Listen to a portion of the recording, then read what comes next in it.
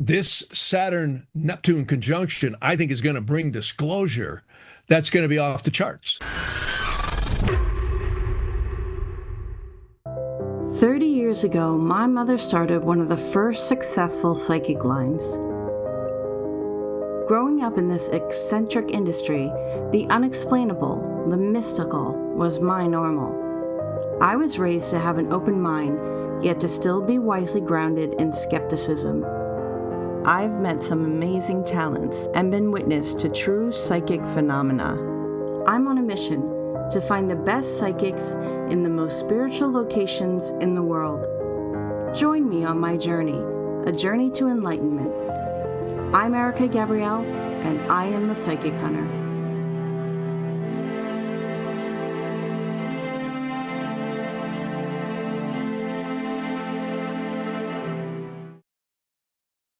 Okay, Jeff Harman, thank you so much for joining me. You bet. Thanks for having me. I'm going to get right into it because I know, time is precious here. So can you tell me a little bit about your personal journey? I know that you are a second generation astrologer, so you grew up with that in your family. Can you tell me a little bit about your background? Well, for me, it started in the mid 70s. I actually, my family wasn't real astrologically orientated. It was just my mother. She was a nurse and she got into hemodialysis. And then in the mid 70s, they started driving. And I was so left, off the charts from astrology at that time. I grew up in the north woods of Wisconsin. My dad did logging and excavating. And, so my life was completely different. And then my mother started telling me about, I'd go out with a different girl and she'd tell me the traits. And I'd say, sounds like a little more than mother's intuition. And she says, yeah, I got her chart. And I says, what do you mean you got her chart? And she says, well, I have her astrology. And I said, come on, that stuff doesn't really work, does it? And when she started exposing it to me, I said, wow, this is way beyond chance. So it really, and of course, that was BC. That was before computers, right? So we were making charts by hand with the good old Llewellyn chart maker, right? And then talk about mom screening your girlfriends too, huh? Yeah, oh yeah. Well, she wasn't screening them; she was just telling me what they were like. It's amazing. Especially when there'd be some dramatic situation going on in their lives, and she'd go, "Well, here's why," and I'm like, "Wow, this is." This is really scientific. It's absolutely amazing. And so that started me on my journey. And then, I started a studio in the late 70s, and I was doing all kinds of commercial work, industrial films. It was a lot of fun. It was back in the Chicago area. And that was back in the days of analog and film, right? So, before the zeros and ones came into our lives. And what's interesting is I got hired by some very prominent religious organizations, particularly out of Rome, in Chicago. And I got to sit in and film and record a lot of different religious retreats and Jesuits, and a lot of fun. It was a lot of fun. And what was more interesting is I actually filmed Mother Teresa of Calcutta back. I think it was right after she won the Nobel Peace Prize. We were filming at a mansion on Lake Michigan, and the guy says, well, make sure you got a lot of tape and film today because we got a very important guest. Next thing I know, I see all these agents in there with dogs, bomb sniffing dogs, and I thought, okay, this is a pretty prominent person. And sure enough, there's Mother Teresa. I'm giving her a hug, and we filmed her for like 2.5 hours. So it was a lot of fun. And I got exposed to a lot of things. And my journey in astrology really got deepened in the early 80s, late 70s, early 80s. And that's, of course, when computers were coming in. And I bumped elbows with a lot of the early people who were developing software programs in astrology. And, that was all fun. But what really got me going was in the 80s and late 80s. There was a lot of translations going on. Robert Hand and Olivia Barclay and David Pingree, who's, I don't know if you know, he's a Harvard professor, very well known, and done a lot of translations out of Sanskrit, Latin, Coptic, Hebrew, all that. So it really struck me the more I kind of had this parallel life that I was doing, all this production work. And also I was flying back and forth to the West Coast and sometimes the East Coast, New York and LA. And it was a lot of fun because I would always be comparing, the reality of life to this esoteric practice. And it was probably the late 80s, early 90s when I really got into Vedic astrology, which was very fascinating. And I also, on the other parallel side, have always been involved with psychic and paranormal stuff. My first experience happened when I was a little kid, probably about 7 years old. I'm sleeping in bed and I had two little guinea pigs, right, down in the cage in the yard. And I had a dream that one of them was lying dead. So I ran down there, right? And sure enough, exactly the way I dreamed it. And my mother, I told my mom, and, of course, you're a little kid, you're crying, right, bearing the Yeah. guinea pigs, right? It's very emotional when you lose a pet, even now, right? So she said, I said, I told her about the dream and everything. And she said, well, you astral traveled. So that was kind of my initial phase. And then I had a lot of paranormal experiences. And, again, my mother and I were really kind of close in that area where we really would delve into the mysteries of ghosts and paranormal things. And of course, in the 60s, the UFO thing was really coming on. It was really a big phenomenon. What is your sign and what was your mom's sign? Well, I don't go too much by quote unquote pop culture or sun sign stuff because, in Western astrology, your sun sign might be different than it is in Vedic astrology. Yeah. And there's so much more to astrology than your sun sign, though it has sold Linda Goodman a lot of books. Moon sign, Venus sign, rising sign. We're a nice combination. Well, that's right. And then you've also got to look at the configurations in the chart and the yogas. Astrology is exceedingly complex. Yeah. And that's what struck me is, I got exposed to the Love, Light, and Clueless, what's your sun sign stuff a long time ago. And then I never leaned in that, though it does have some efficacy, I will say that. But what really struck me was the depth that the Egyptian astrologers, the Babylonians, the Greeks, the Chaldeans, and the medieval astrologers, as well as the ancient stuff, even in China and in Southeast Asia. I mean, when you look at Vedic and Nadi astrology, it's way past sun sign stuff. In my 30, 40-year experience, growing up in the industry, astrology I found was the most accurate thing I've ever come across in the field. That's what all your great mystics will tell you. Yeah, Benjamin Franklin, many of our founding forefathers were, it's steeped in astrology. Astrology is an interactive consciousness to this reality structure, this time-space, you could say, place, which is Earth. It's a deep I saw stuff. another one of your videos, and I was struck by something you had said, and I said to myself, I need to speak to him. You had mentioned that when a baby is born and they breathe in that first breath, that kind of forms their soul and their personality. And I've heard that before, and I always just had that in my mind my entire life, and how it's almost like you take in the chi, the energy that's around you, and it forms your personality. Yeah. So, can I share the Sure. screen? Let me show you something that's pretty cool. See, this is one of my favorite diagrams that I always like to go to. And, no matter what, your divinity, preferences for God, light in the sky, whatever you want to call it, we certainly know something very divine is above creation, right? And this diagram really kind of helps and for me to explain something that's almost unexplainable when you really think about it.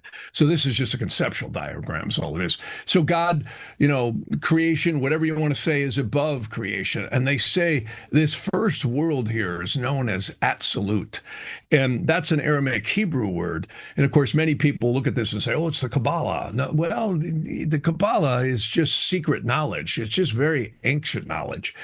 Our souls are believed to be created right here. And there's no astrology up here.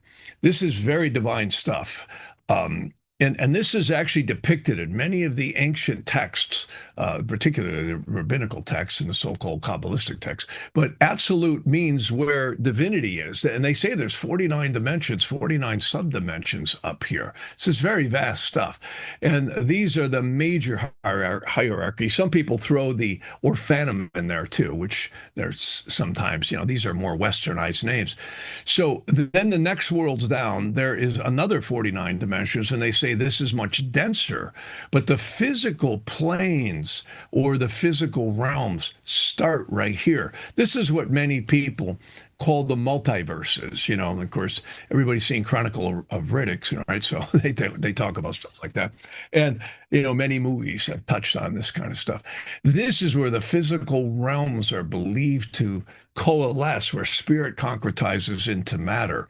And what's interesting is it's almost, in some senses, from my perspective, that we're like divers off a diving board diving down into the physical worlds.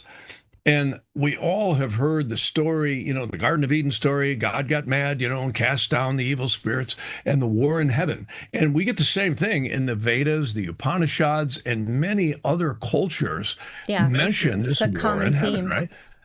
Yeah. And usually we get a guy with a suit tie and a microphone telling us about the devil, right? Well, it's just a little bit deeper than that one. These are the four that are believed to have been cast down. There's legions upon legions upon legions beneath that.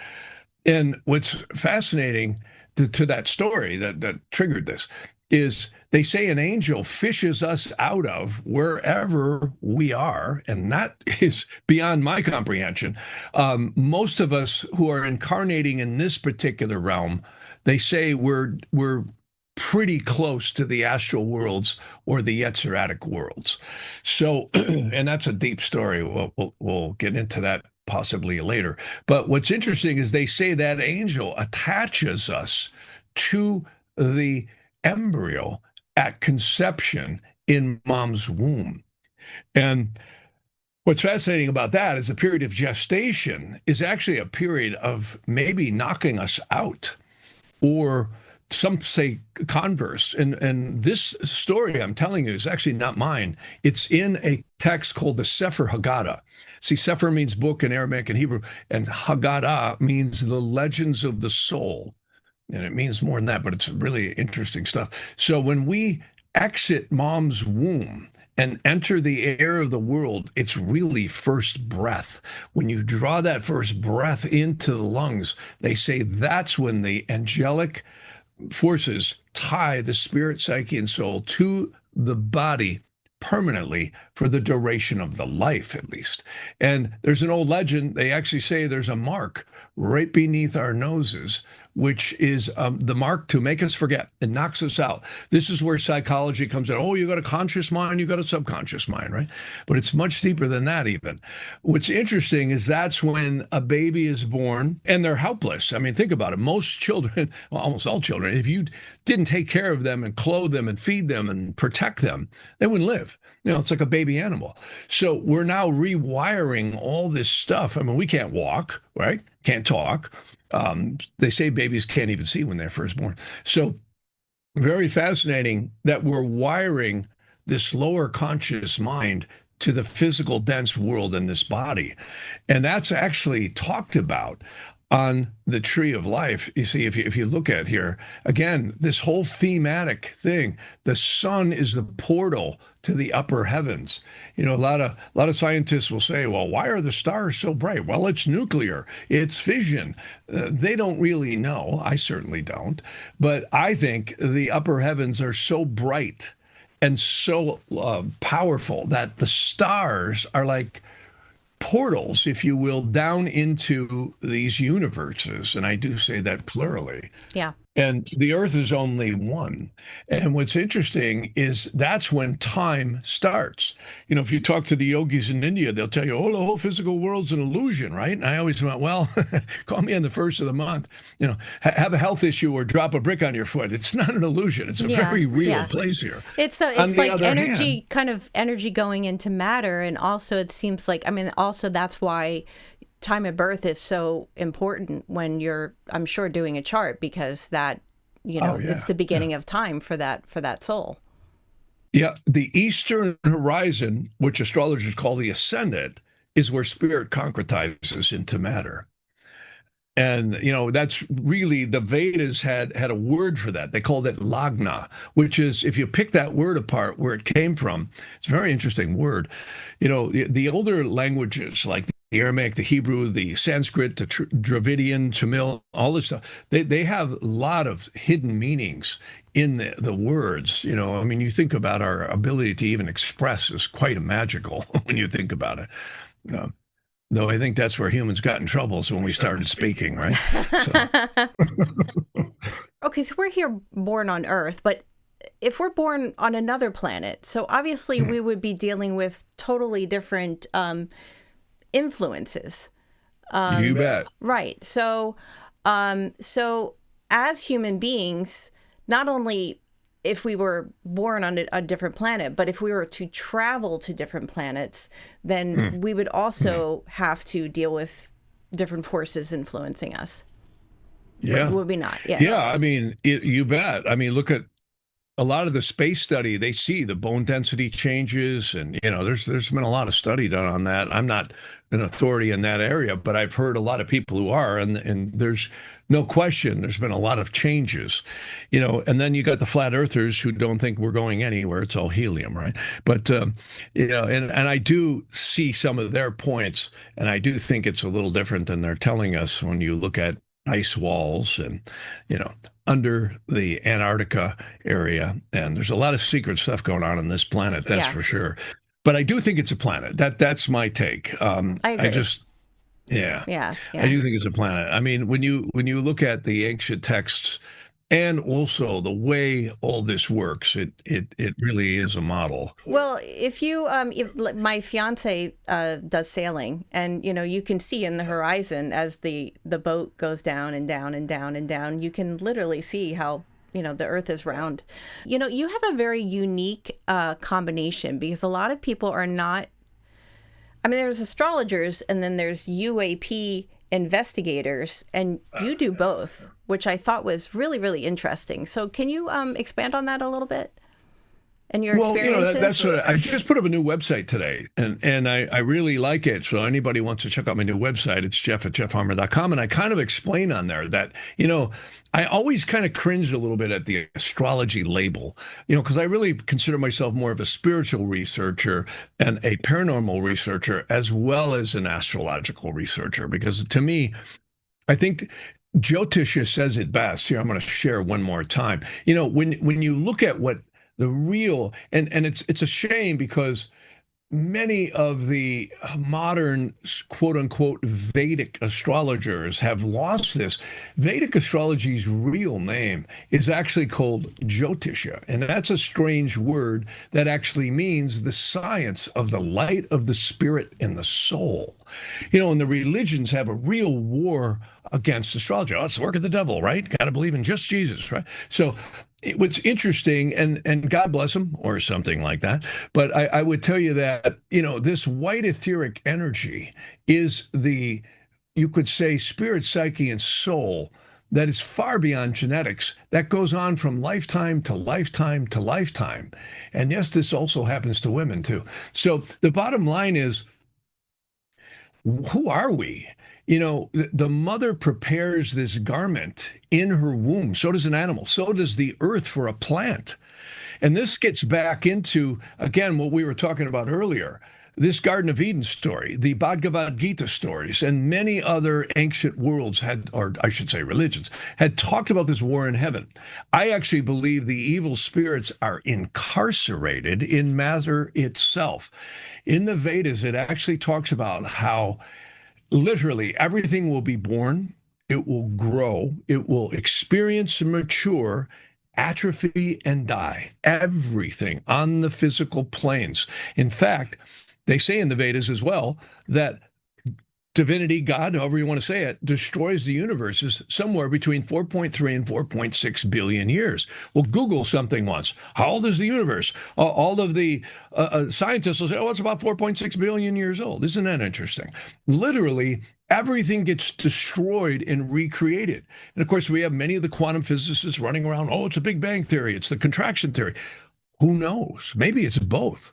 One thing's for sure, if you look at an atom, you know, one thing that's fairly ubiquitous, I used to teach a physics class, not that I'm any great physicist, but It was fun to look at it. And I came to the conclusion really fast, we don't know much, and me included. And the more you look at reality, we don't even know what energy is. If you talk to some of the greatest minds, I've been around some really smart people in terms of scholastic education, and no one can tell you what energy is. What is it? It's not heat, it's not light, it's not, kinetics, it's not force.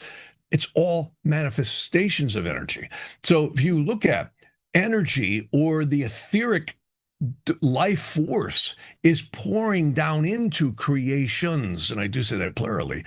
And when you look at the mother is making a garment for the soul, or the body, if you will, out of stardust. And then all this genetic ordering, which, Sir Francis Crick, one of them, I think they just honored, or somebody died just recently. He said it best. He got up when they won the Nobel Peace Prize for cracking the genetic code. We're going to know everything, all the senators. And he stood up and said, you'll be lucky in 1,000 years we even figure out what the heck we did. And, genetics and DNA are amazing. I mean, you can find out, your family tree, and, find out you were related to another, strain of genetics that you never knew you were related to. It's quite amazing. And you can use it for criminal identification, etc. But that's just a fragment of who we are. And this whole genetic thing is not the soul and the psyche and the spirit. One of my favorite guys to talk about is a psychiatrist named Dr. Carl Wickland. He graduated from the Chicago School of Medicine, I think it was 1916 or 1918. And he came to Los Angeles. It was a total left brain. To become a psychiatrist, you got to become a doctor first, right? And then after that, you become a psychiatrist. Well, he did not believe in anything spiritual or paranormal. Forget it. Hard science only, right? And he's actually the guy who either invented or popularized shock therapy treatment, which everyone knows, causes schizophrenic patients to improve, at least, right? And it often gets a good result.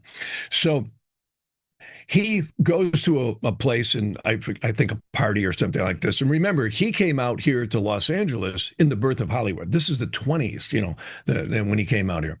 And he met a woman, became smitten with her, and marries her, and finds out she's a psychic channel. Now, here you got Mr. Left Brain Psychiatrist, right? Who doesn't believe in anything spiritual, paranormal, forget it, right? And she's on the other side of the world, right? So he does a study with her to see if she's delusional, right? Because that's the terms that they use, right?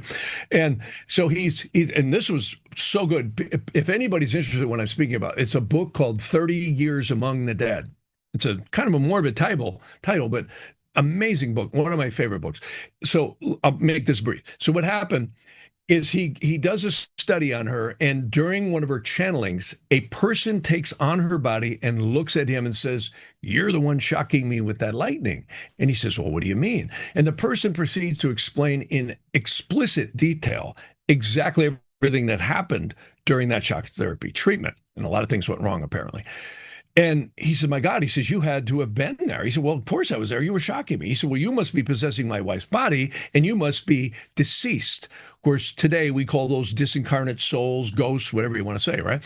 And he got into dialogue with this guy. The guy told him his name. Said, I think he was a pharmacist. And what's wild about this book is he verifies much of the information that these disincarnates tell him. They'll say, "Well, I just died," or I used to run a company, and then they go back and verify his name, and that, yeah, someone just died, a year ago, 6 months ago.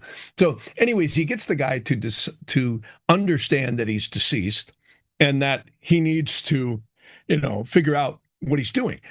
Well, he sees his mother, who he hadn't seen in 40, 50 years, she had passed away, and goes off, quote unquote, into the light.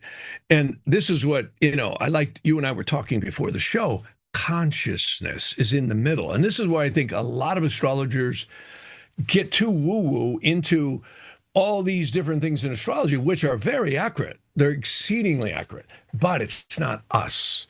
It's the vectors it influences on us.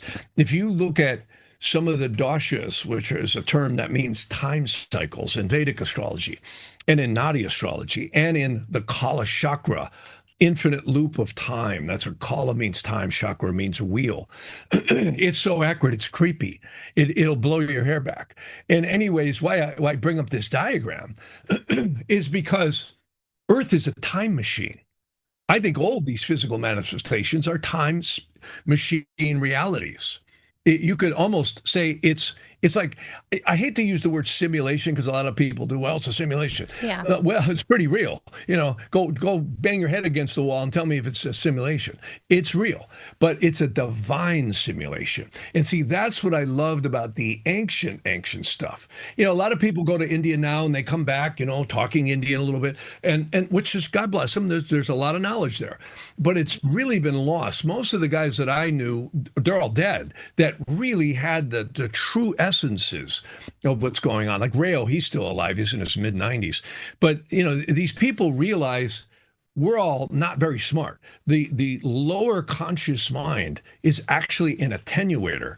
And this is interesting stuff because this is stuff the religions don't touch upon. If you look at the tree of life, again, this big thick dashed line is kind of the division between what psychology might call our conscious reality structures. And this up here is the so-called subconscious mind. But you can go down the rabbit hole a little bit further here. And that is this right here. Notice not only do we have this big thick dashed line dividing subconscious conscious, but we have another line down here, and that is the moon. Now, this is interesting because the Vedic astrology looks at the moon as our lower perception of reality. And it is. I don't care how logical we all, and I can speak for myself here, no matter how logical we try to act, we always emotionalize everything. Well, they hurt me. This person made me angry, right? So AI is never going to be like that. AI is pure programmed logic. Now, it can act emotional and be programmed to act emotional and actually have databases where it literally appears to be emotional, but it's a machine. You and I aren't, and neither is anyone else listening. We are spiritual beings having a physical experience, and that is divine. That is way past analysis when you really stop and think about it, let alone the genetics and the incredible issues in the body. I mean, your eye is better than any high-def camera made. Your ear is better than any microphone made. And we're incredibly diverse I machines. often say that our bodies are the ultimate UFOs. This They're is what we're a traveling garment in. for the soul to experience. How do you feel about reincarnation, and how does this all affect reincarnation? That's the centerpiece of Jyotish astrology. See, there's a wonderful text. This is one of my favorite texts to mention. It is called the Share Hagilgam. It's not too accessible anymore. People are telling me right now that it's not available, but Sharar means gate. And thank God for people like you, because you're keeping that ancient knowledge going. Because it's there otherwise for it would be anybody a who wants lost to art. dig for it. Yeah. And see, that's why, when I do readings, I always tell people, look, you're the driver of your life. It's like driving a car. When you get in your automobile, you're in control, unless you're in a Waymo or something, right? Or a Tesla. But the bottom line, and I recommend driving, but anyhow, the bottom line is you take in what's coming at you. Now, the way you react determines how safe you're going to get to your destination. The car's not going to decide where to go. You do. The car's not going to, say, well, I have to stop here or do that. It's a vehicle. So you don't believe that there's any defining something written in stone, like when are we going to get married? When are we going to die? Do we have free will? Where is that balance of free will? It just doesn't seem like it. And the effects. Yeah. See, Vedic astrology, as well as traditional astrology, will show cycles. Yeah, like people will say to me, oftentimes they'll say, well, am I ever going to get married? And I'll cast an interrogation chart. And it usually, with a high degree of accuracy, will show whether they will or not. You know, you can see interrogation astrology is a whole nother world. See, there's a lot of types of astrology. Everyone has, you know, they know about their birth chart and their sun signs, but Vedic astrology may be a different sun sign. There's location astrology. When the minute you move from where you're born, especially great distances of longitude and latitude, you will change the aspects and houses that happen. Well, not the aspects. You'll change the aspects to your angles. So it does alter your astrology a lot. I mean, a lot. Secondly, you've got other types of astrology. The real big one and the harder one to learn is called interrogation astrology and electional astrology. Interrogation astrology, many modern astrologers know it as horary. That's the Latinized term. In India, they call it prashna. Now, this is incredible. You can ask a question and literally whatever about anything under the sun. Where's my cat? You know, I lost my keys. You know, should I marry so and so? Is he going to be okay? You know, is he playing around on me? Is she playing around? You know, all this stuff, business stuff. Like just before this show this morning, I had two clients. One was business, another was another issue. And they're asking me about employees. You know, a lot of times I have CEOs and board members. They'll say, hey, should we hire this person or not? Yeah. Should we fire this person? Are they going to, you know, and how do I do that? Well, it's not me. I don't want to give anybody my opinion. I use interrogation. You cast a chart for the moment. The eastern horizon becomes the querent. And whatever house they're at, like if it's career, it's the 10th house. If it's somebody you're looking at hiring or firing, it's the 7th house. If they're an employee, it's the 6th, you see, already employed. So it gets deep. And you can ask health questions. You can ask all kinds of things. I have people asking about my cat. Is my cat going to live? You know, so, I mean, it gets amazing, you know, and this actually fell out of grace in the late 1600s.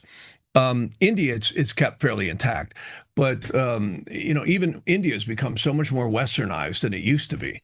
And but yeah, this is fascinating stuff because you can. There's so many types of astrology, you know, that's way past sun sign stuff. It's just so much deeper. And electional astrology is picking an auspicious time. I always say the forefathers of our country, George Washington, that's a guy dropping the cornerstone of the Capitol into the ground. It's not a hangman's gallows. That's actually a block and tackle dropping. You can see the cornerstone right there.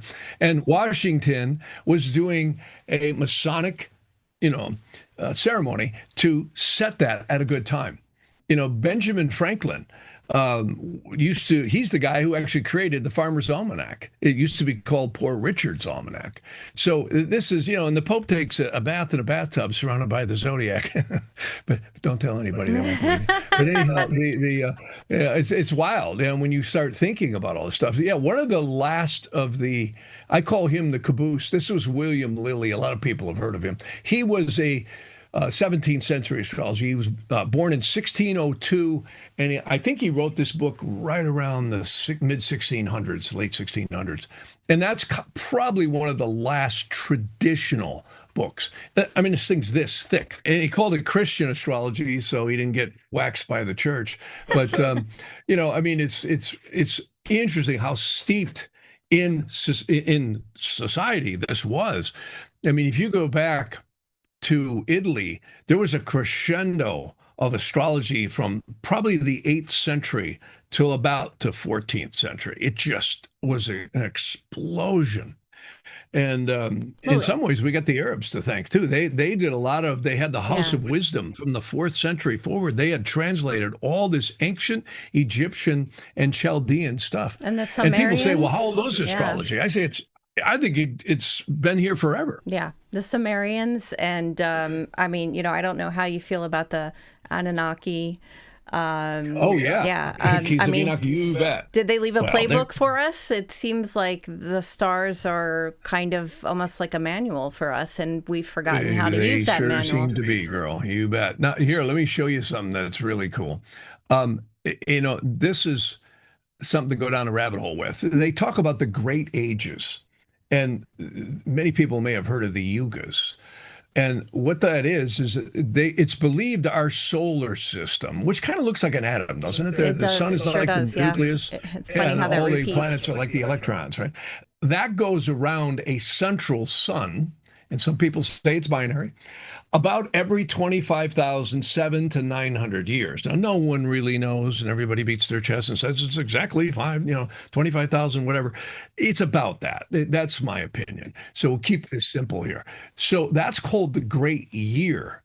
Now, if God destroys the universe every 4.3 to 4.6 billion years, how many times could you go around that in 25,900 years? Time might just be an illusion.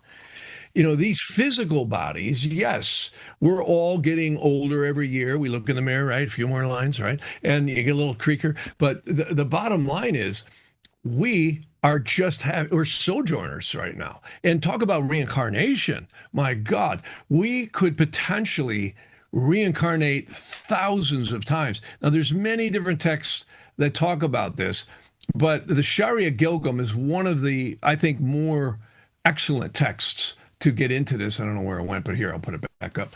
The Sharia Gilgam's amazing.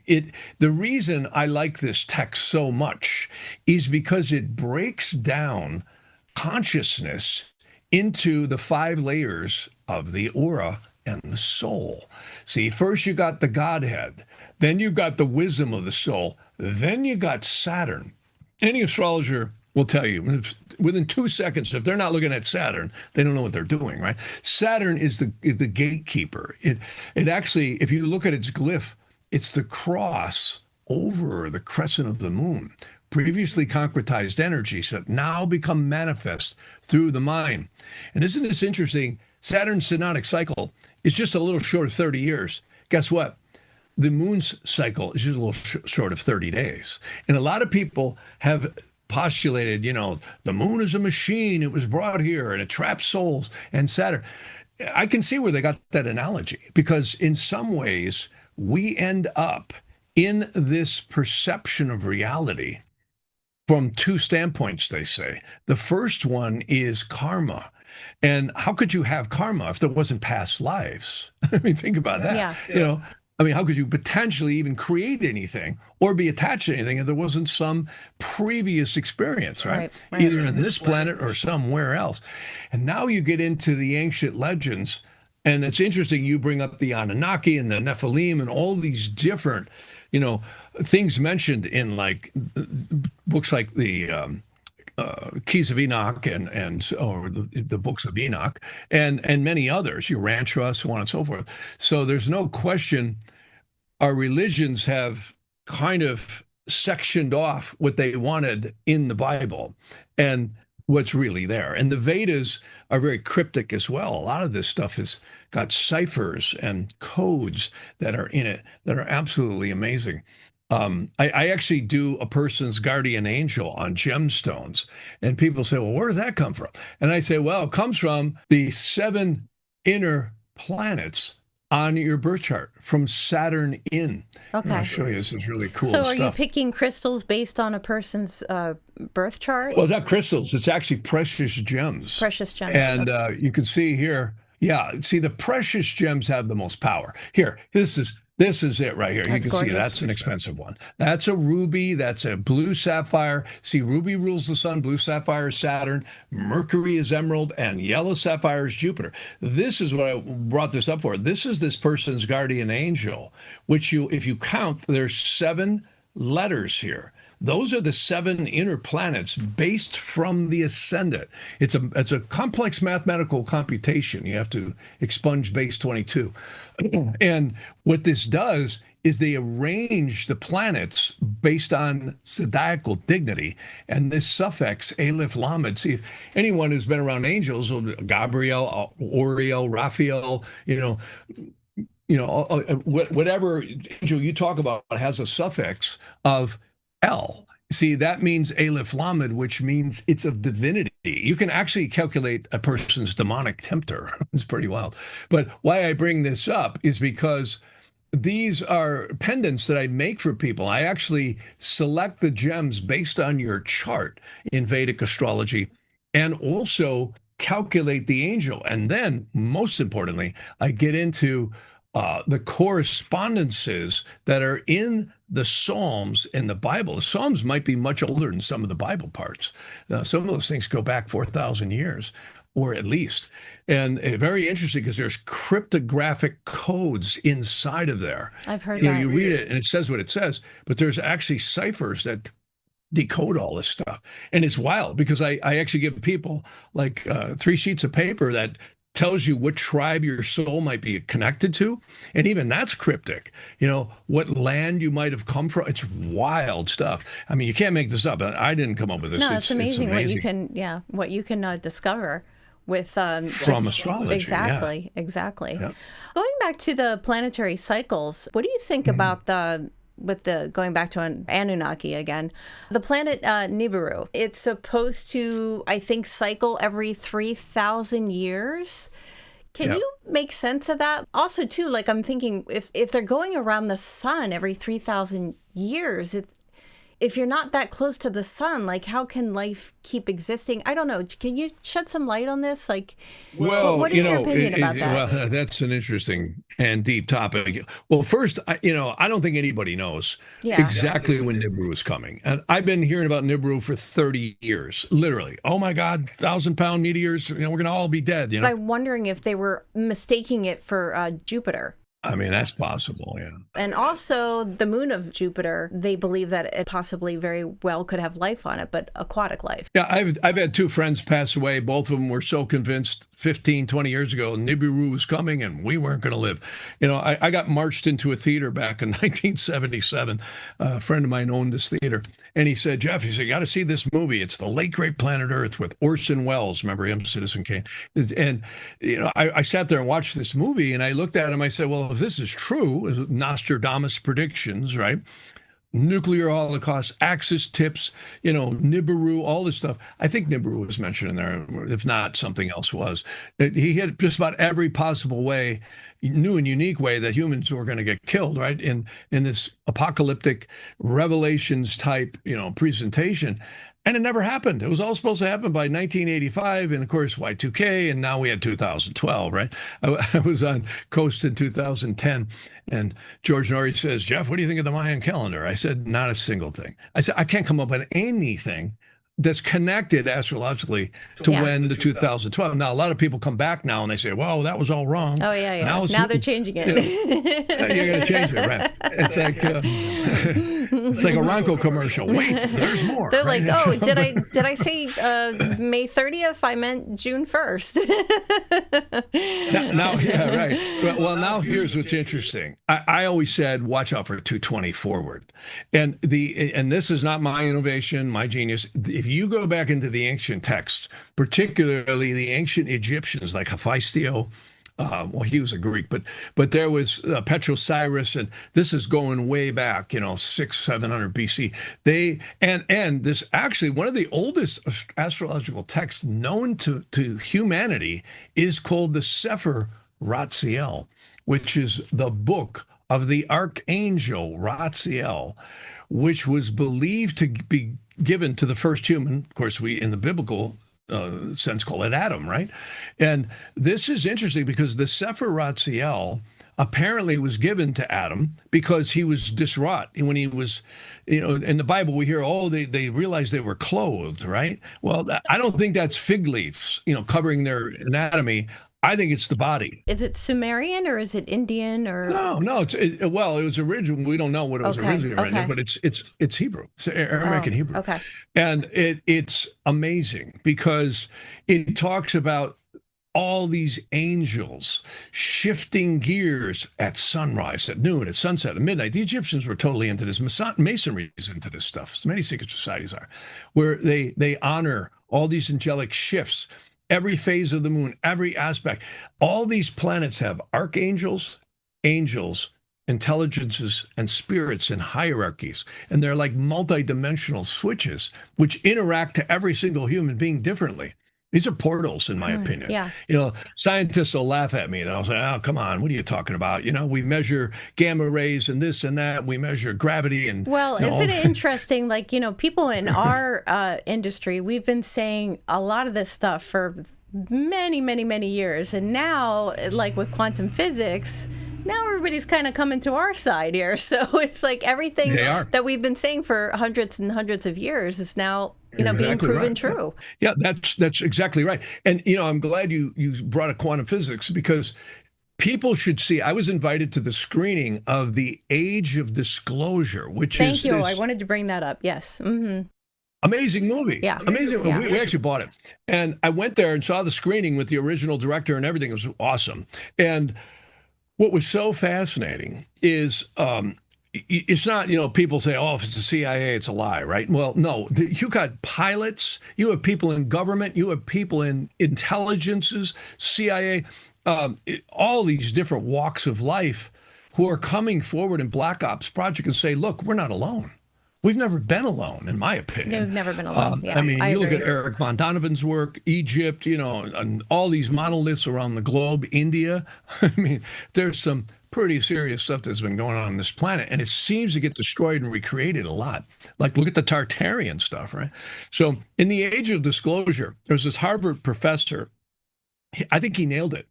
He said, we can't, like there was a pilot. There's a really knowledgeable 35-year veteran pilot. He said, look, I can go about 7 Gs max. He said, my organs will tear apart. He said, my plane will go faster than I can stay alive. He said, we don't know how these quote unquote UAPs, UFOs, whatever you want to call them, are doing what they're doing. I've talked to Marines who are tracking stuff, special teams coming out of the ocean, and they are propagating so fast, so we can barely measure it. So how are these people accelerating and doing what they're doing? Well, this Harvard professor, he nailed it down. He said they're actually creating another time-space continuum in a bubble. And this goes back to the late 60s. My uncle gave me a telescope. And I lived in northern Wisconsin, a place called Lost Lake, a good name, huh? And had Fountain Creek running right through it too, a little creek. Lost Lake, Fountain Creek. Anyways, so I'm on my telescope and I'm tracking all these UFOs up there. And my mother thought it was cool. And my dad, I think you're out of your mind, kid, right? So at 3:30 in the morning, I got him up. I said, come down here and look at this. He goes, yeah, you're right. He said, that is a triangular craft. On the other side of the lake, maybe up, I don't know, 1,000 feet, something like that. And we couldn't make it out. It was fuzzy. It was weird. I've been driving motorcycles and I had one shut down completely. The electrical system took it out. It started the next morning, but I couldn't start it. The battery was completely dead. And again, I saw one of those crafts. Well, this Harvard professor said the best thing. He said, they're creating another time-space continuum, and that's why they don't appear really clear. Many people report this, like, I see this craft, cigar shape, whatever shapes they are, and they can't make them out. And this fits, and another physicist said the same thing. That's the only way. He said, we've tracked them. They go into the ocean, and they're not affected by the water. How can you be doing those kind of speeds they're and not have the traveling in a ship tear bubble. apart? How can you stop instantly and go somewhere else? Because they've suspended this gravitational time-space continuum and are creating it around them. Right. Einstein and many physicists have talked about this, where literally time, I wouldn't call it an illusion, but it's a created construct. If we all didn't experience sunrise, noon, sunset, and midnight every single day, time would totally change. Right. And I think reality would shift, genetics would shift. So this is deep stuff.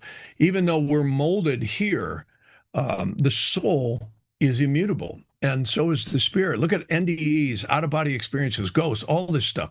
Dr. Carl Wickland's work is amazing. I didn't finish that, but once he got it and he said, oh my God, we don't die. Yeah. And he worked with his wife for the next 30 years, documenting all these lost souls that were coming back and trying to communicate.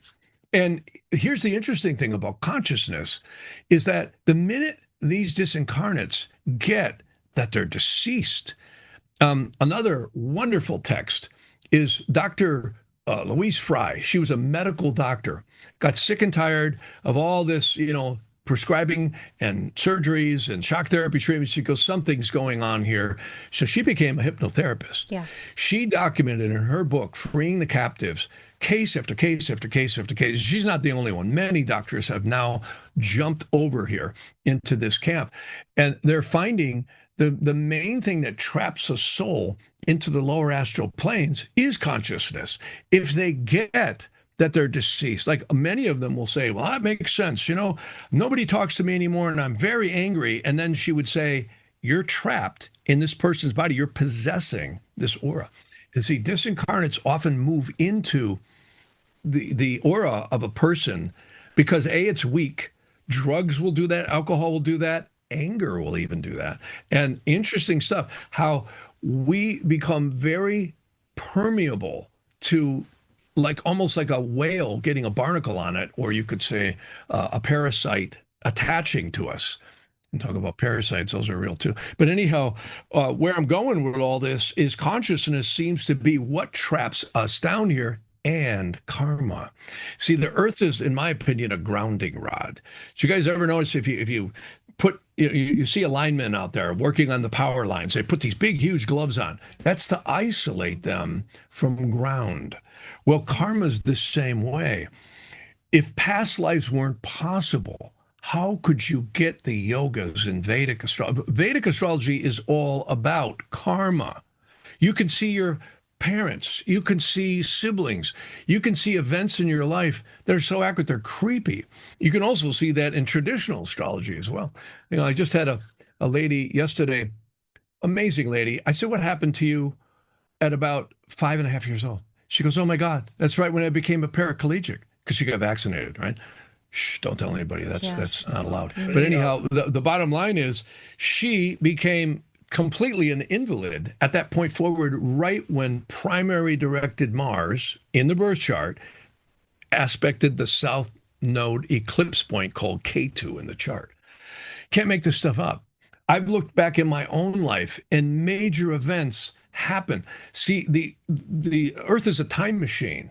When we get tied into the body at first breath, everything, the transits and what they call primary directions, that's a fancy word astrologers use. It just means every year the birth chart ekes forward at a rate of ascension that the earth was ascending and going around. It's absolutely stunning. Can't make this stuff up. In the way that comets can also affect us, for instance, like this 3-eye atlas that everybody was talking about, do you think that also had influences on us? I think here everything on Earth? has an influence. Yeah. I think there's so much more that we can't comprehend. If you just use the general tried and true principles, which are very complex, of astrology, you're going to get up there.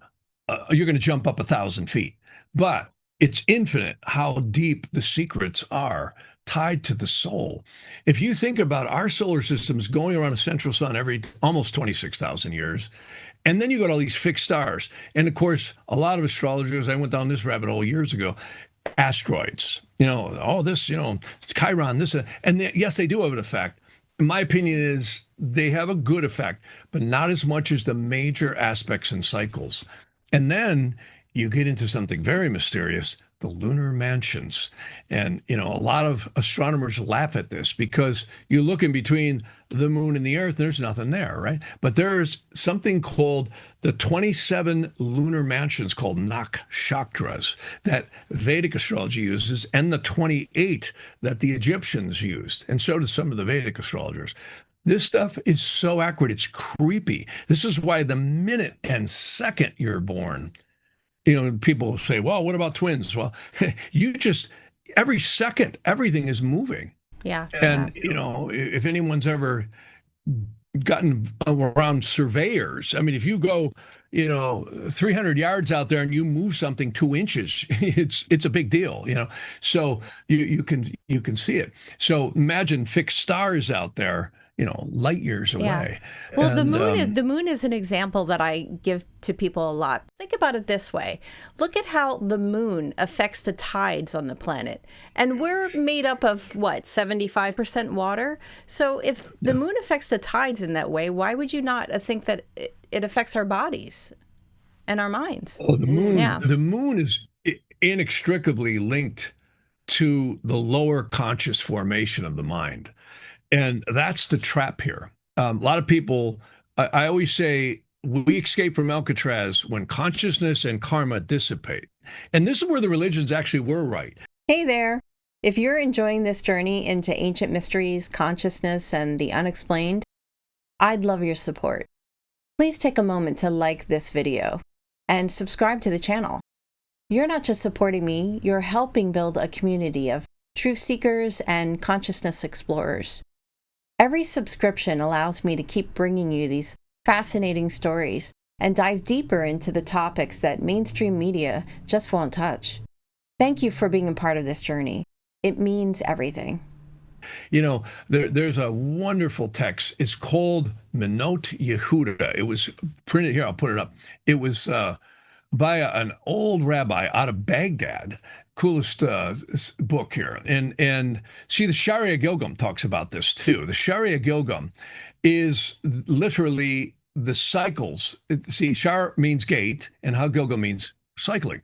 And it talks about this model of the lower conscious mind known as the nefesh. It's a strange word, but it's literally, if you talk to most people, they're going to identify with emotions. A lot of people will like you or dislike you because you remind someone of someone they liked or disliked. We all have these stored impressions. Carl Jung, who I really liked a lot, of course, was the psychiatrist who broke off from Freud, right? He loved astrology. Again, Rudolf Steiner, so many of these people that were laughed at by other people talked about the emotional construct of the mind. And it's not us. And see, this is what we got to step outside of and realize. George Carlin was right. The world is a big lie in a lot of ways. And it's a big club they beat us over the head with, telling us what to believe. Look at little kids. The minute they start getting fives, oh, quit playing around, little Johnny or Sally. Get to reality here. And so we're always hammered away from getting in touch with the upper spirit, because life does that. It's always, you got to pay the bills, you got to deal with your health. Yeah, there's a lot of distractions in life that have taken away from our real reality. Yeah. Notice all the glyphs of the planets come from three symbols. The sun, which is the portal to creation, the moon, which is where spirit gets concretized, and then the manifestation of spirit in the physical realm, which is the cross. And isn't that interesting? The cross was used so much in Christianity, and also the winter solstice is where the sun stops on the cross, dies on the cross, and for a day before, a day during, and day after, it stations, and then it starts moving up again, which we're coming to very, very shortly. And I'm not demeaning anything in Christianity. What I am saying is that it's interesting how that ancient story was told many times in different ways about the solstice. Well, all the rest of the glyphs of the planets come from the combination of those three. Look at Jupiter, the crescent of the moon over the cross. I always say, forget Trinity, Neo, and Morpheus. This is really a reality. And that's what they say. In Vedic astrology, they actually call planets Graha. Graha is a strange word in Sanskrit and Tamil that means seizer or grasper of the aura. And it is. And it's very interesting how powerful these planets are. And this is the mysteries of karma unfolding. And a lot of that karma, whenever we use the word karma in the Western world, right away you think, oh God, it's got to be bad, right? Well, no, it could be very divine and good. Karma is a word that just means etheric energy that the soul's attached to, in my opinion. And that could be really diverse. You look at people, will see certain individuals who have the life of Riley. I mean, they're just so lucky and opulent. Other people, they're so challenged physically, mentally, or financially. And you wonder, how can that be? And you look in the chart, and it's so accurate. It's creepy how it mirrors that. Yeah. What struck me about astrology is in the early 70s, I went through so much rough stuff. And I think that's what was really getting my mother deeper into astrology at that time. And I said, what the heck is going on? I said, I am just like so depressed. She goes, well, you got Saturn in your 12th house transiting your moon. And I'm like, okay, what does that mean? Right. And that is known as Sati Sate in Vedic astrology. My mother didn't know Vedic astrology in the 70s. So I got into that much later. And what's interesting is that's Saturn, the karmic gunny sack we drag around from lifetime to lifetime to lifetime, releasing its energy into the lower perception of reality known as our emotional lower conscious mind. Okay, So that you could makes actually sense. divide the conscious mind into two general things. You've got the intuitive spirit, then you've got the lower conscious reactive mind, and this is referred to in many different ways, but in psychology, they're starting to play with models like this. And the Sharia Gilgam already had it. And did you ever watch the movie East of Eden? I love that with James Dean. What a great script that was. A And long time ago, probably. I love that movie, yeah, because I know you're into old movies. And what does she say? I forget the actress. She was such a great actress. The mother.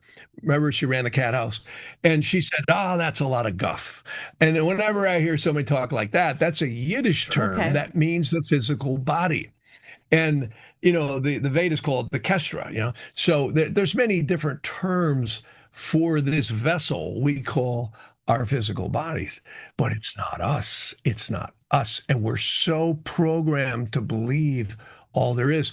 And that's what roots us. And I want to tell a quick story. This guy right here, this is an amazing book. It was written by Rabbi Fatea. And he was amazing. I absolutely love this guy. He lived in the late 1800s, right before World War I. And he has in his hands here a book called Rectifications and Purifications on the Soul. Well, the first 88 chapters of this book is fairly straightforward biblical stuff.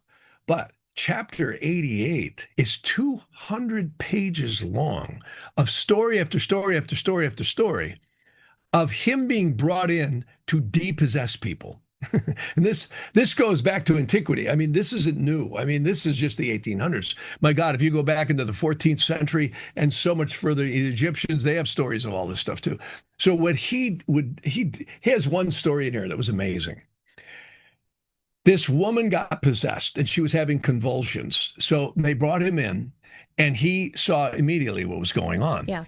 He said, you have a disincarnate in here. And she was just, insane. And he read the guy's soul and he said, I see what's happened to you. The previous two lifetimes were very traumatic. The earliest one, he had made a lot of money. He was very wealthy. This was somewhere in the 1600s or something like that. It's in the book if I get it wrong. He was on his way home to his parents, and he had made all this gold, right? Well, back then, you didn't buy dishwashers and new cars. You brought slaves, right? Or you bought, servants. So he was going to go make their lives easy for them because he made all this money. So on his last leg of the journey, he stops at this inn and decides to, rest, and he pays the bill, right? Well, the old innkeeper leans over to his son. He said, man, do you see all the gold that guy's got in that bag? He said, here's an extra key. You get in there tonight, kid, and you get that. He said, we'll be rich. So sure enough, the guy's sleeping. The son goes in there, unlocks the door. Just before he gets out, they get in a big fight, and the son ends up pulling a knife and killing this man on his way to his parents. Well, he ends up in what we call the Yetziratic world. See, many people may have heard of a text called the Sefer Yetzirah. That's an ancient text called the Book of Formation. This is where matter and spirit gets concretized. So he ended up, God only knows where, but somewhere in the lower hierarchical angelic court, so to speak. And some souls end up here, some don't. The unconscious ones don't. And they said, do you forgive this man? No, I don't forgive that SOB. I want him to get just right. Boom, right back into incarnation. How about that? And what's interesting is he grew up with this vengeance, right, up against a lot of people. And then he ends up mysteriously going back to the same inn. The old man had died now, and the young son innkeeper now was in his 60s. He ends up killing that same guy in the same room that he was killed in the lifetime before. Oh, wow. Now, this stuff sounds incredible, but now we go to what the religions talk about: forgiveness. Turn the other cheek. Have we heard this before? Let it all go. The yogis will tell you, please. The Tibetan Lamas tell you, please, let it all go, right? Because trauma can sort of trap you in this realm. You bet. Yeah. See, there's something called thought form elementals that emit out of the third eye chakra. Isn't that interesting? The Jupiter chakra is the third eye chakra. Jupiter in Vedic astrology is called Jiva. Isn't that an interesting word? Because it means of life. It means the blessings on the soul. You see? Yeah. So it's really magical. And no scientist drawing breath can tell us, how does consciousness get into the body? They don't know. If consciousness was localized only to the gray matter of the brain, then how come people have NDEs, OBEs, disincarnate conversations, and all this stuff? It would not be possible if all there was the gray matter of the brain. And this is why they're pouring fluoride in our water and painting the skies at barium and chemtrails. They want to dumb us down and keep us that way. And this is I've talked to many doctors who say we're analyzing pineal glands and they're totally calcified or nearly close to calcified. How about that? I've heard that. Yeah. I absolutely, my son, they wanted to give him fluoride. I was like, absolutely not. Yeah. So I always shut that down immediately. So, and there's things that can get rid of it, like holy basil and so on and so forth. There's clays that you can leach this stuff out of you.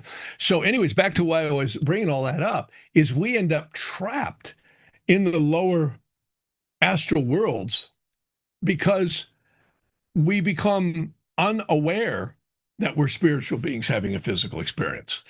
It gets like the Hatfields and the McCoy. Oh, yeah, you're going to do this to me, I'll do that to you.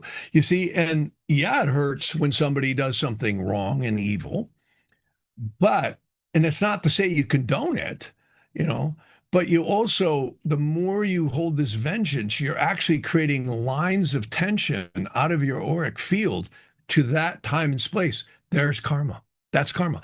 I think it was Gandhi said it best. He said, when God created karma and time, he could let creation run itself. Isn't that interesting? Why do you think it is that we forget who we are from lifetime to lifetime?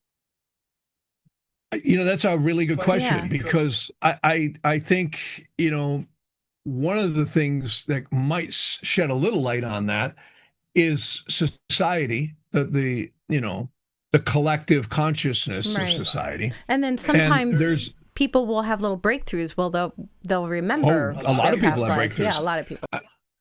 I mean, you look at different people. Some people are really advanced souls, and maybe even ascended masters, and you don't even know it.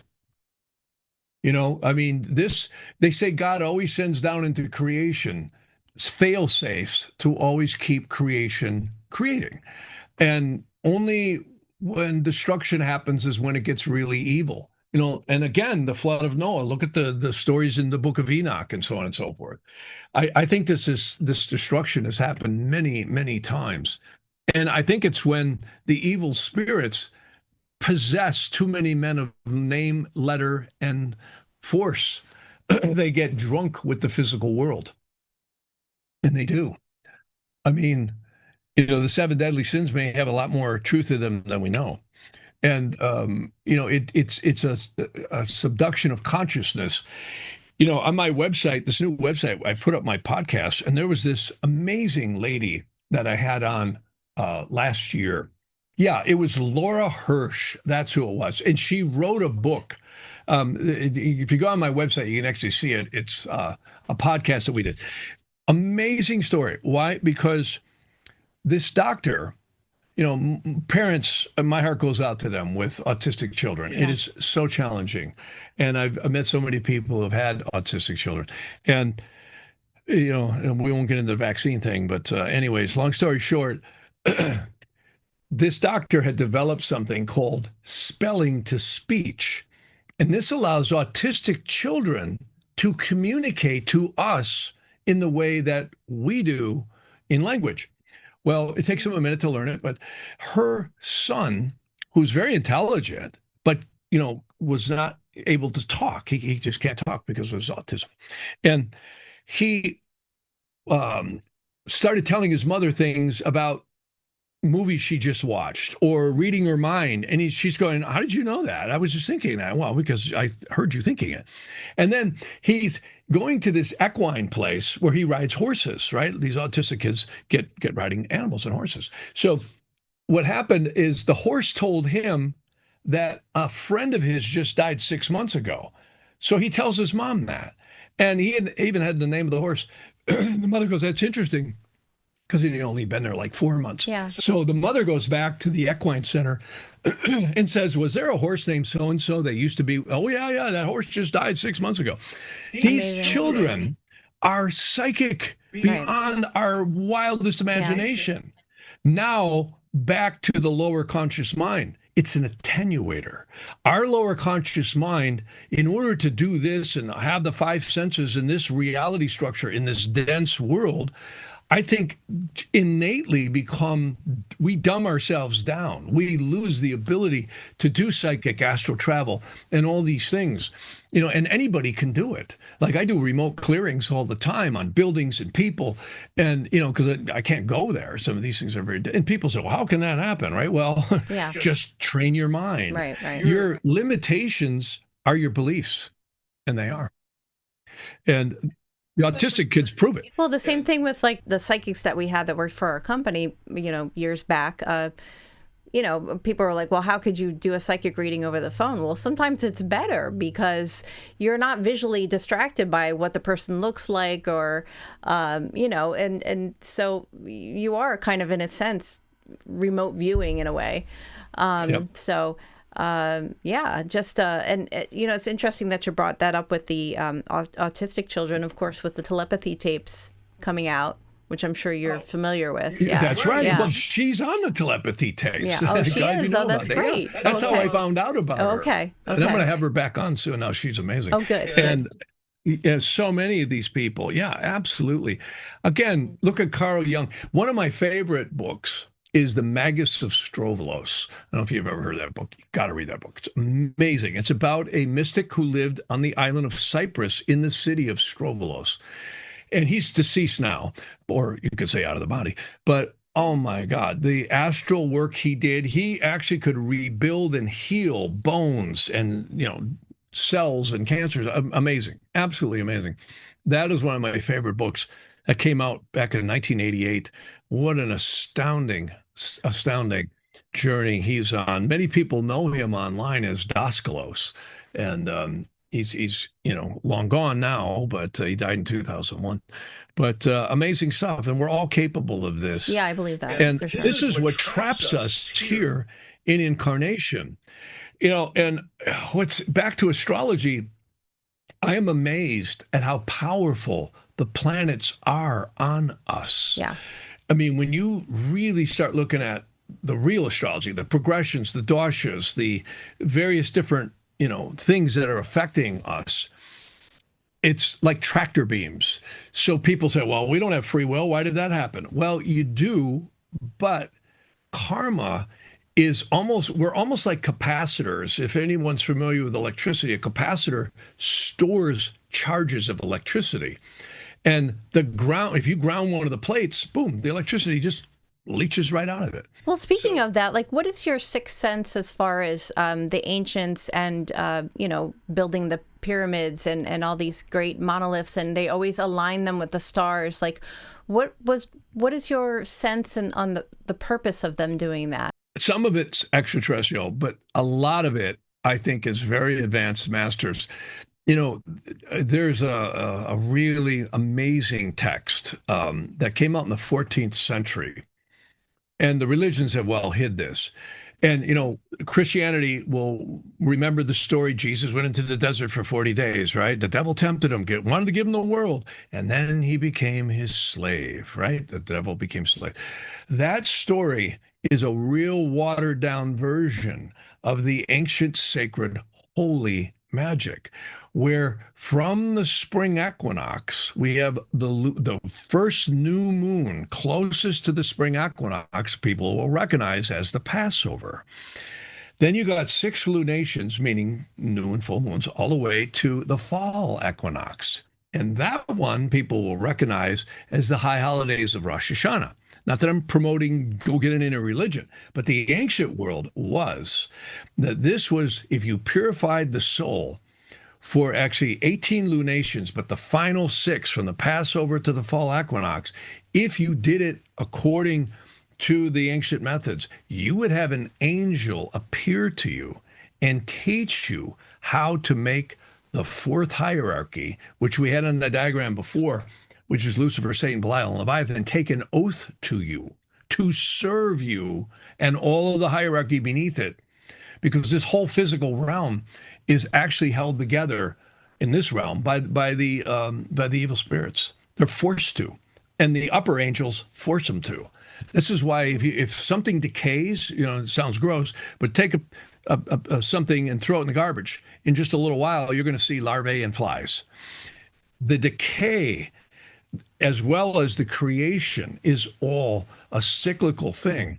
That's why the physical worlds always will be born, grow, mature, atrophy, and die, but the spirit doesn't. Yeah. And this is what's so wild. And the evil spirits, that's why they hate our guts. And now, why did I say that? Because I believe a lot of these ancient temples were not built by people. I think they were built by spirits. That's or interesting. Extraterrestrials. Well, Maybe both. Going back to that, and this kind of ties into disclosure a little bit too, but I don't know if you've heard of what Bob Lazar said about reading the classified documents that he came across, that he said that the aliens see us as containers. And I know that freaks a lot of people out. It freaks people out. But I think what he was referring to was our souls, that the aliens see that our bodies are containers for our souls. The physical world, the physical body is a garment for the soul. And I also feel like that is also a part of a reason why we are safe as humans. I don't believe that the aliens, NHI or whatever you want to call them, are interested in harming us, because we're containers. If they wanted to, they could. First of all, if they wanted to, they could, absolutely. But we're containers of souls, and they're aware of this. Yeah, I mean, why is Dr. Carl Wicklund, all these psychiatrists and psychologists, able to get a disincarnate soul out of you? I know I've done that myself, where I've removed disincarnates, attachments. Plus, you can also have elementals. Elementals may be more problematic than even disincarnates.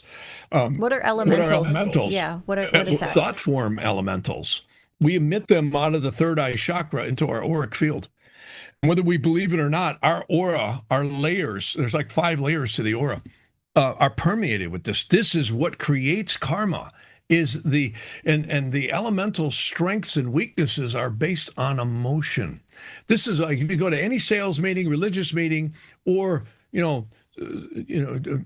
self-help person, or, personal trainer, what's the first thing they do? They focus on your mind, your goals, your setting, writing them down, focusing.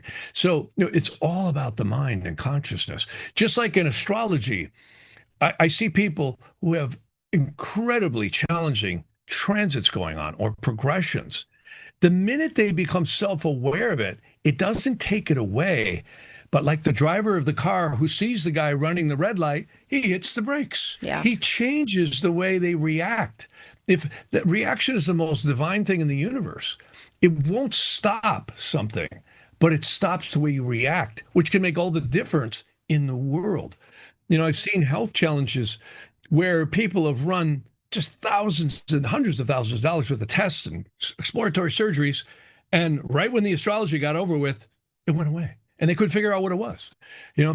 I had a parent, 2 parents just recently, this young child, having all kinds of really deep psychological issues in school.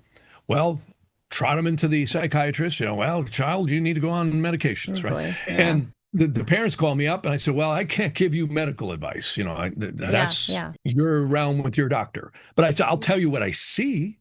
Cast an interrogation, and we found that Neptune, by what's called the secondary progression, was aspecting his Mars. Plain English, twilight zone. I mean, really difficult. Yeah, Every person will experience Neptune, Mars. It's going to be the twilight zone. See, because Neptune is like the portal to the subconscious realms, if you will, and Mars is your crown chakra and your energy. He was off the charts. And the father and mother listened to me, and I said, well, this is going to be over with right here. It's about 6 months from now. And they said, well, if that's the case, why should we medicate our child? And it was their decision, not mine, because I don't give medical advice because I'll be sued in 5 seconds. And what happened is that's what they did. They elected to support him because I recommended, I said, well, if you don't give him the meds, I said, just really know what he's going through. Yeah. Support him, really give him a lot of, reinforcement. And they did that. And guess what? I talked to the father, I don't know, 6 months after. He says, it's like it never even happened. He says, totally gone. He's totally normal now. How about that? Is it predicting the future? No.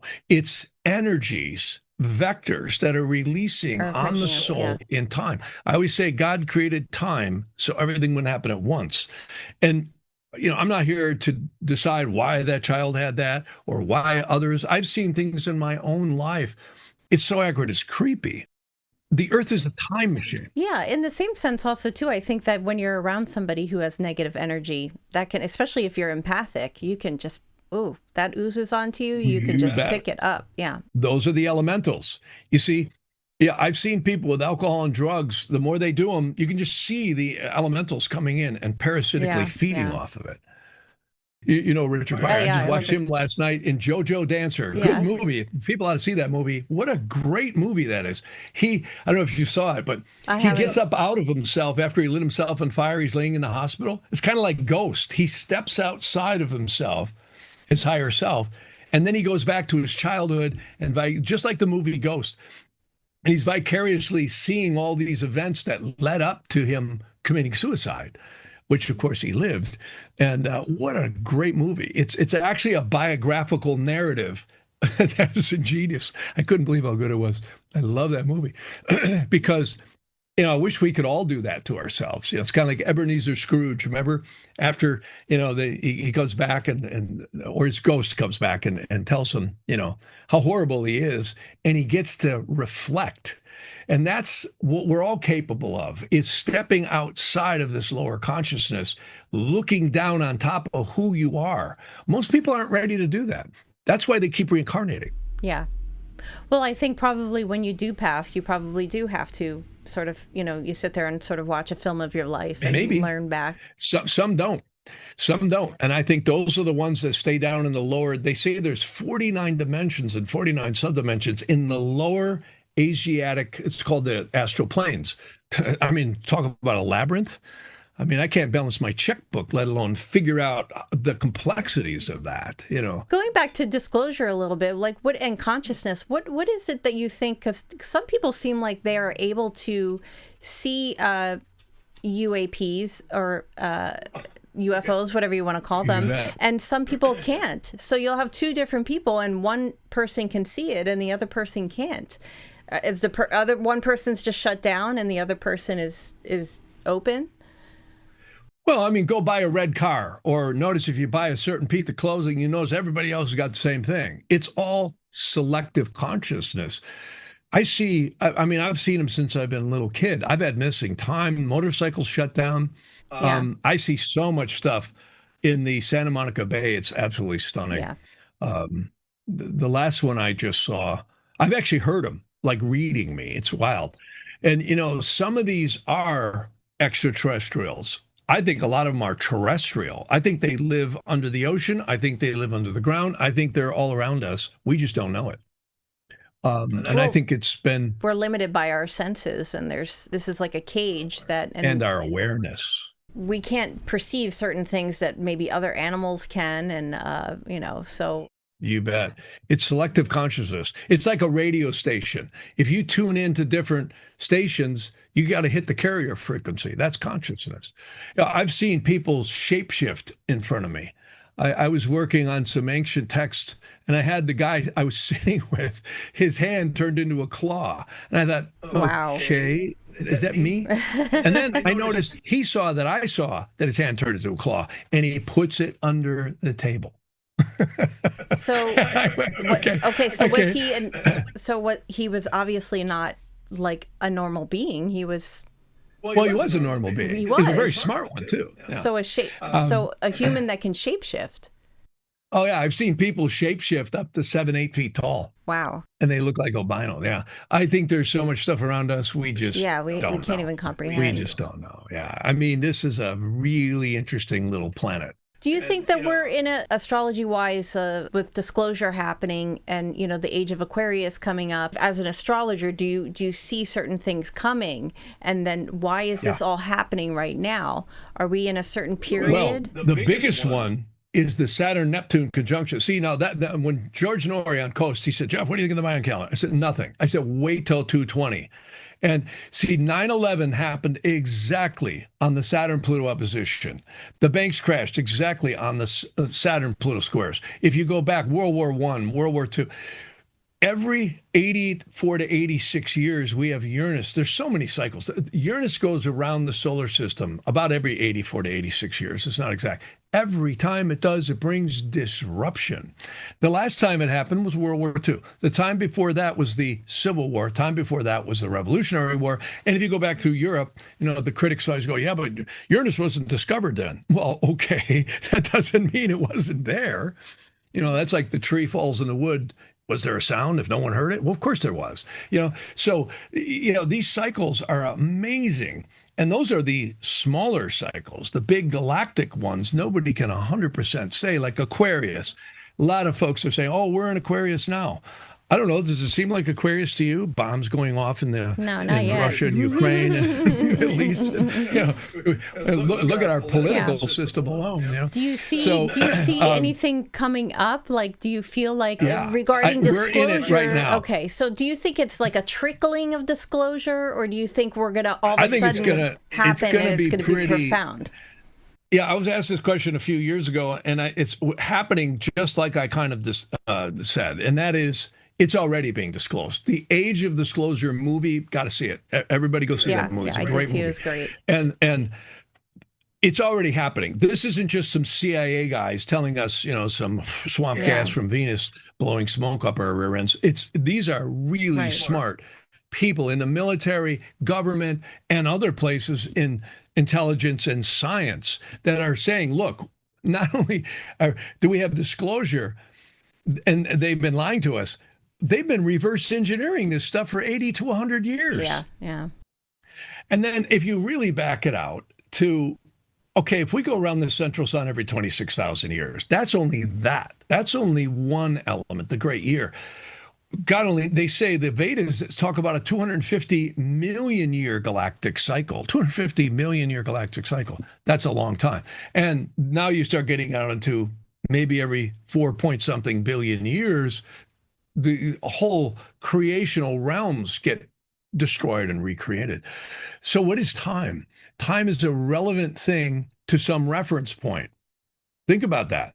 The only reason we have hours, minutes, and seconds is because of sunrise, noon, sunset, and midnight. And of course, the cycles of the year and the seasons and the lunations and the moon. We're in a time machine. This is an astrological time machine. And I think there's probably infinite amounts of them out there that are totally different than this one. In some of the ancient rabbinical texts, they say that there's hundreds of planets like Earth and infinite amounts of different galaxies. We don't even know.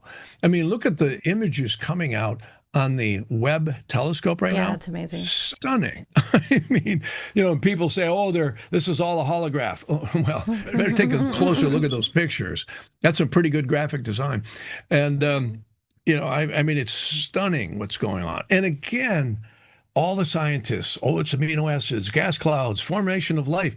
What's causing it all? If you take divinity out of this, no matter what your spiritual, religious beliefs are, it doesn't matter. If you take divinity out of the equation, nothing would exist. Nothing would exist. They actually say if the seraphims, cherubims, and the thrones were not chanting the divine permutations of creation, which they say is actually God's name, nothing would. The whole thing would evaporate in less than a nanosecond. Yeah. Maybe less than that. All the universes would be gone. And it's really wild.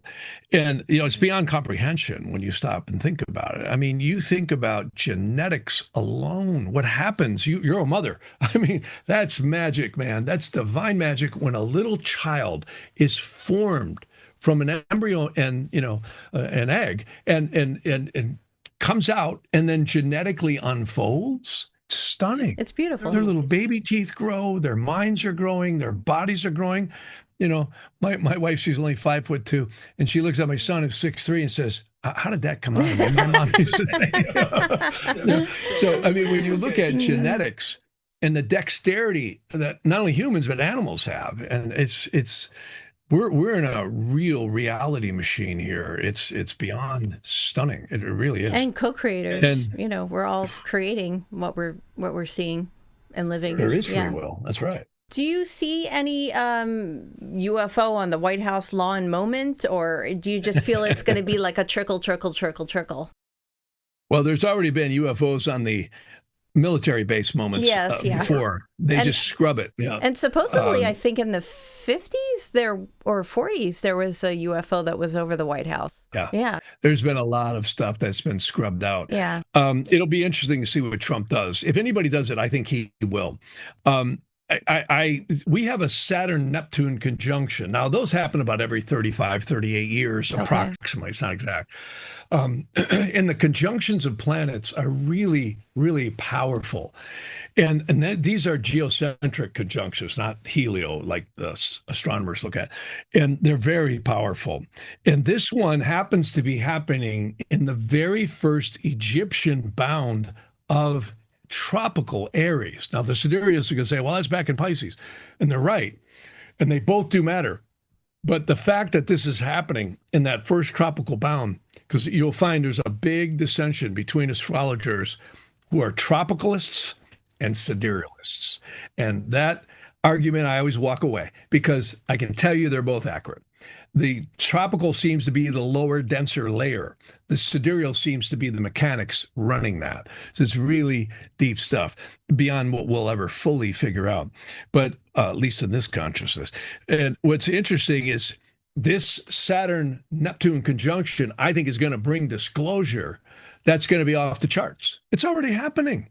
It's already happening. Is there do you have like a specific date that's going to be at its, I would think strongest? February. This spring. This spring is like, usually when conjunctions happen, things spill out right on it or just after. So I would think you're going to see some we've already got Marco Rubio, who's Secretary of the State, is in this documentary among many other politicians, military, intelligence, and physicists talking about all this. I know, but the debunkers will never care. You literally would have to put. They'll never care. No, they'll always be arguing against. Yeah, until they see it on the White House lawn, they're not going to buy it. And even then, it'll say it's AI. So. Well, there you go. Exactly, and it could be too sometimes.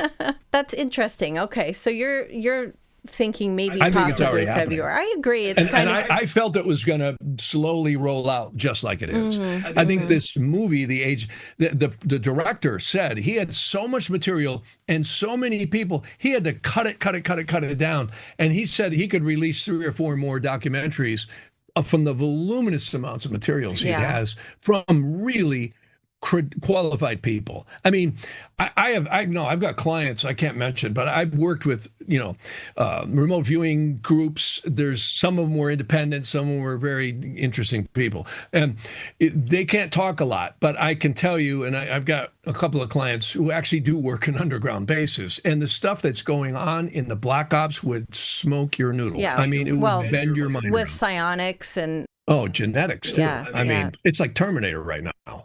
And it's only going to get more so. Area 51, years ago, I had a prospector bring me up to Pahrump, and then we went up north of that. And he had this gold mine, and they had all these ranger tells, right? And I don't know if you know what those are, but those are like ground mapping radar. They can actually see minerals and stuff in the ground. And he was using me to say, hey, what does the astrology say? And I said, yeah, I think you got a lot of gold here. And they did. And the astrology is right on for that. You can actually look for treasures. You can look for anything with interrogation. It's amazing. Anyways, or you can see a high probability of yes or no. And Anyway, so the story is, and why I'm bringing this up is, everybody's taking a break. So I scampered up to the top of this kind of mountain, and I'm sitting up there, and all of a sudden I'm seeing all these crafts coming in, stopping, hovering, and then poof, they move. And I'm going, what is that big dry lake bed over there? That's Area 51. I said, wow. So, I mean, I saw enough to say, okay, we are definitely reverse engineering and or involved with some very advanced stuff. There's no question. I mean, right now, even our conventional stuff, I've heard 20 years ago, we could get across this country in 10 minutes, 15 minutes tops. Yeah. They actually have engines that go from jets into rockets. And that's just conventional stuff. And, we hear about the submarines and all the stuff that we've got, which is quite profound. But I can tell you, I think we have black ops stuff and have had it for years. And I think that's what I was witnessing in northern Wisconsin and have witnessed in other places with respect to these craft. And I just had a gentleman on my website just recently. I can't remember everybody's name today. I haven't had enough coffee, I think. But what was his name? Oh yeah, here he is. I had Chris Bledsoe on. I don't know if you know Chris Bledsoe. Oh yeah, he was amazing. Chris is. He was just going to come on recently, but he got tied up, but we're going to do a show here fairly soon. He's an amazing guy. And again, very spiritual individual. In fact, I was with Chris at Contact in the Desert, and he was actually summoning UFOs. They're coming right in, and the whole crowd saw it. Look, there it is. So, to me, it's not a phenomenon. It's a reality. Yeah, I mean, there's like loads and heaps of evidence out there, and just people just kind of, all these years have been overlooking it. Do you see any common threads or themes among people who are experiencers or abductees? Do you have any experience with that and looking at their charts? And is there any kind of common themes or threads in their charts? That's what I love about Vedic astrology and ancient astrology is it really looks at the yogas, which astrologers call planetary positions. There's combinations that show different souls at different levels. They talk about certain souls will attain enlightenment. Now, the Vedas call that moksha. That's literally enlightenment. And there's something very mysterious going on with the eclipse points of the moon, known as the north-south nodes, but also in Vedic astrology, Rahu, which is the worldly, like Shakespeare said, the world's a stage and we're all the actors. And Ketu is the exit out of the theater, this reality. And there's real interesting combinations that show spiritual advancement or many incarnations, and when someone's about ready to escape from Alcatraz, meaning they're going to move on to higher realms. And that's a very interesting thing because free will does matter. They actually say as people get very advanced in consciousness, they see the soul roots that are attached to the incarnate people on the planet, and they actually want to come back and help them advance out. I always say the earth is a soul cauldron. It really is. And I think there are groups and waves of souls that come through here that it's kind of like a processing center where we keep reincarnating and getting all these experiences. Might get killed, shot, whatever, or whatever happens to you. Or just hopefully more, conscious racing experiences besides violence. And we then evolve. This is like a passing through station here, Earth, when you really look at it. And there's so many souls who are very advanced. And they're, you got all the psychiatrists and all the paranormal researchers who are bringing all this information out, which is wonderful. And I think it raises the consciousness. I think we're going to hit the Aquarian age, meaning what that really means is the solar system is going to ingress into the sidereal sign of Aquarius, quite possibly about 200 something years from now. There's no goalposts out there saying you've entered Aquarius. I've heard the same so thing. It's very hard to calculate these exact things. There are fixed stars that we can go by. Like right now, we have Uranus retrograding back over Alcyon. Alcyon was at one time considered to be one of the central stars we might be going around. And a lot of psychics and intuitives have actually meditated and saw that a lot of power in this sector of this universe was coming through Alcyon. Well, Uranus right now is retrograding back over that by this May. And look what's happening in the world right now. There's so much change going on.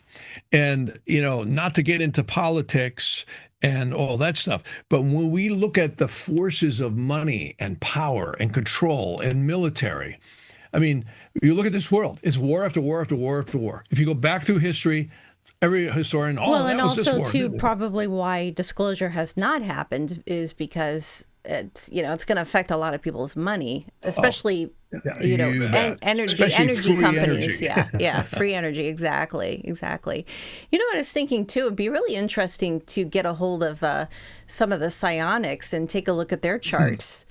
I bet they have some really interesting things going on in there. Yeah, I mean, there's so many advanced souls here. And if you think about it, they're really going to be the first diplomats in a way.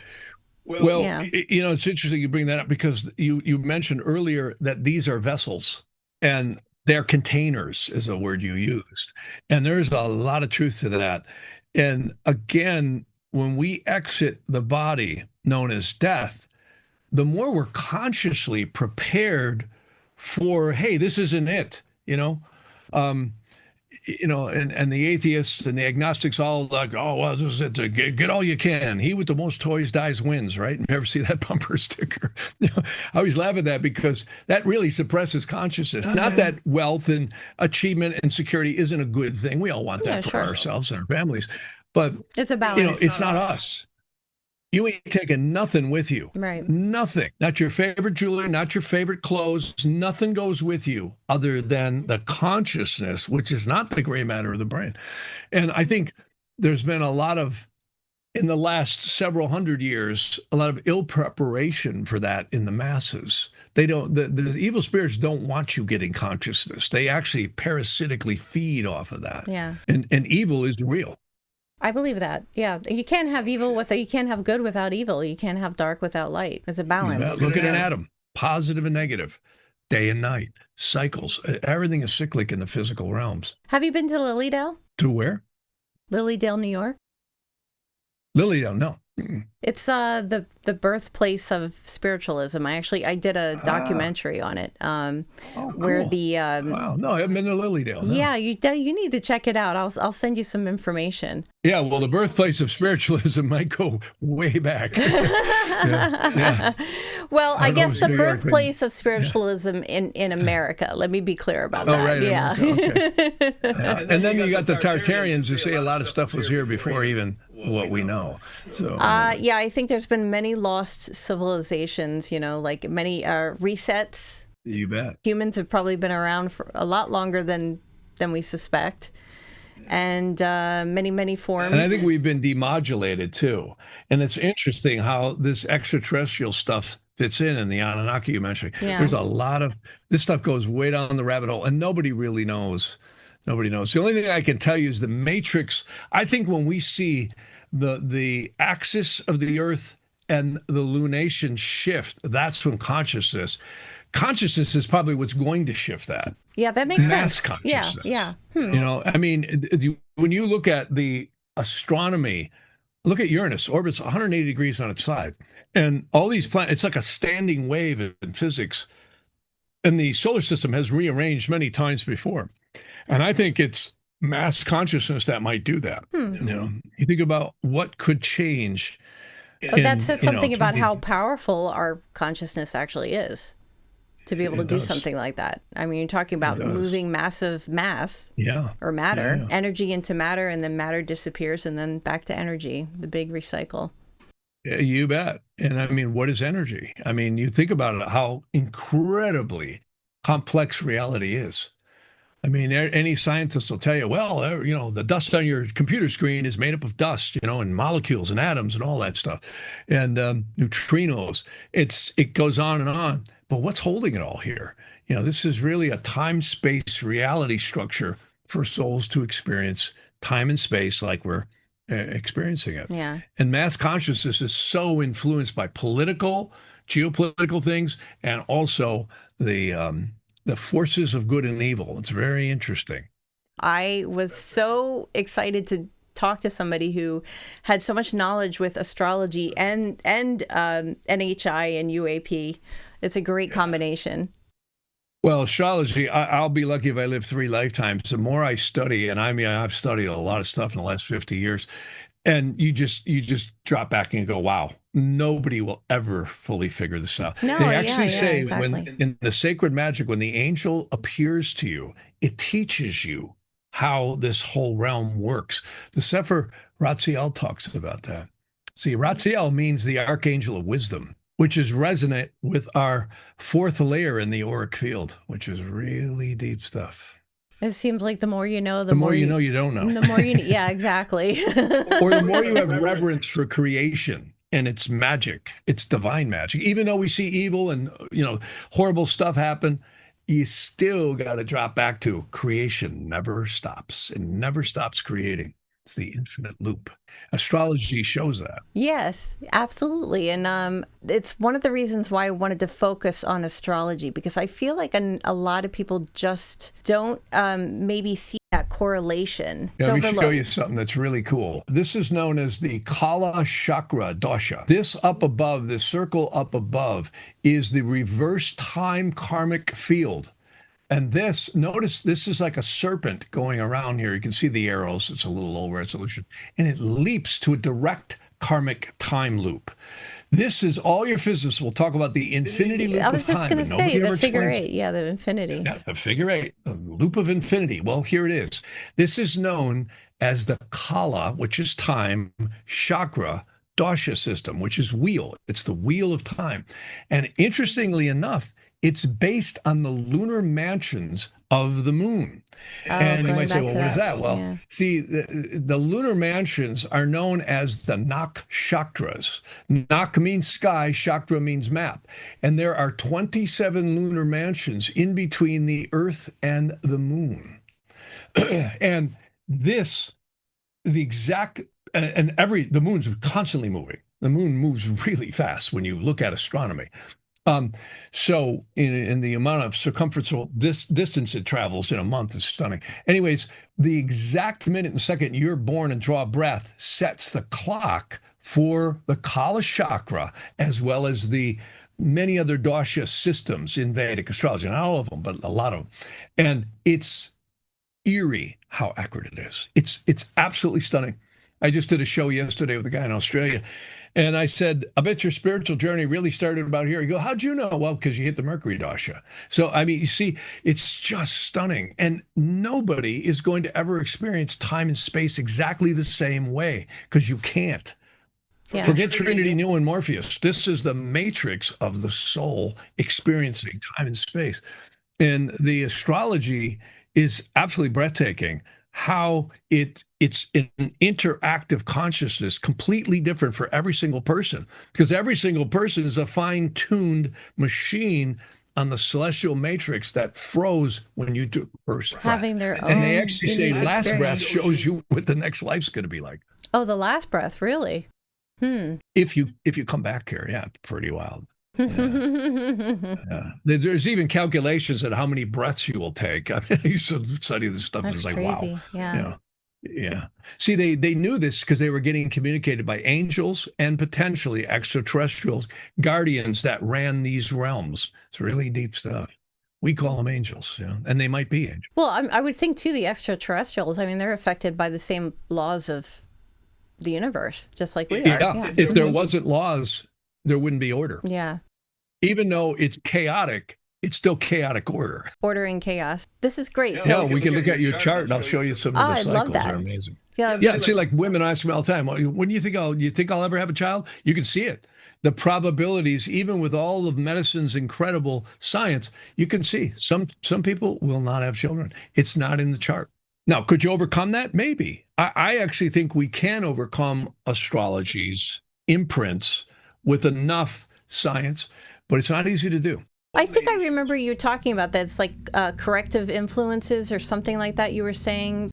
Yeah, that's what gemstones and mantras and certain remedial measures do to try and break the cast that was set at birth. So you feel that that's really possible. You could really break It through is. that. I believe it is. It's not easy to do, but it is possible. Yeah. You know, one of my favorite movies is The African Queen. Humphrey Bogart, Katharine Hepburn, right? So he's this drunk on The African Queen, right? And she got so sick and tired of him being drunk all the time, so she pours all his booze into the river, right? And he says to her, he says, "Ma'am," he says, "how could you do that to me?" He says, "It's my nature to drink." And Katharine Hepburn's character goes, "Nature is what we're here to overcome." What a great line. That's a great line. I think I'll use that. But it ain't easy to do. You know, a zebra is a zebra and a tiger is a tiger. Yeah, you can't take away a tiger's stripes, right? Yeah. But you can alter them.